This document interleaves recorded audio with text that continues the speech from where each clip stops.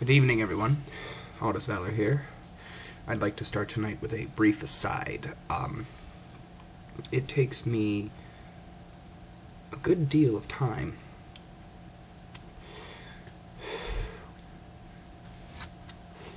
in order to produce the videos that I make for YouTube. That is due largely in part because the digital camera I use only takes video in .mov format. So for me to go in and edit in all the catchy little eye catchers that I do, I first have to convert the video file to a .avi file so that Windows Movie Maker can read it. Then I gotta fuck around with it, and then I gotta save it, and that takes a long time for who knows what reason. It takes about half an hour to do a 5-minute video. And then that's not counting the time it takes for me to change into my costume every night. Actually, that doesn't take very long at all.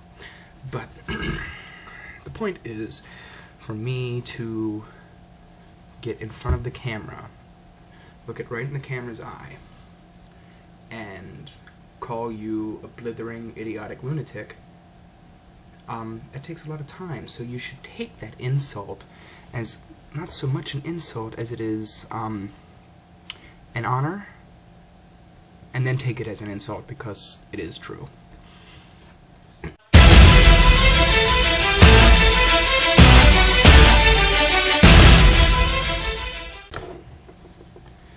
I really like the system that Alex and I have. He goes after the lesser offenses, and then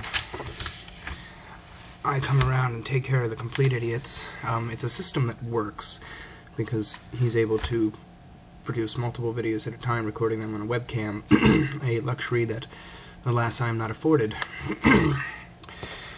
But we're actually going to take on the same person this time. We're going to take on, what's it called? I know the name, I know it, Resurrected Ministries, that's what it is. And he's made an argument that is wholly flawed. His argument is that when arguing with an atheist, the virgin birth typically comes up, and an atheist saying that Mary was a slut is backing ourselves into a logical trap, which is completely not the case. Not the case at all. Because we can concede that 2,000 years ago somebody named Mary gave birth to somebody named Jesus without conceding our overall point that God is a myth.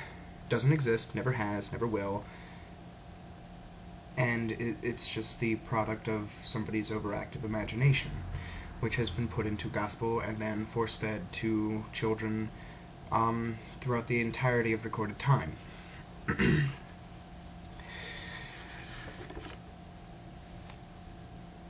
And how dare you accuse atheists of being inconsistent about the Bible when the Bible is inconsistent about itself? And, you want a perfect example? Here's a perfect example. The Gospel of Judas. Oh my God. I can't believe he just said that. The Gospel of Judas, my stars. Okay. Sorry. I thought that was amusing. Have you ever read the Gospel of Judas? It completely contradicts the other 4 Gospels, Matthew, Mark, Luke, and John, completely. And you know, in those four Gospels, they're calling Judas a betrayer, and he betrayed Jesus, and this, that, and the other thing. But according to the Gospel of Judas, Judas acted as Jesus instructed him. And here's the point I'm getting with. As I elaborate a little bit further, there are all of these non-canonized books that aren't in the canon for some reason. And you know what that reason was? Well, it's because the canon was selected by men. Corrupt men who picked and chose whatever they wanted to put in the canon to further their own agendas. and this was by playing on people's ignorance, obedience, and fear. Okay? I actually thought I had more to yell at you about, but I guess I don't, so I'm going to let you off easy tonight. I've been Colonel Aldous Valor, the judgmental asshole. In all my years of judging,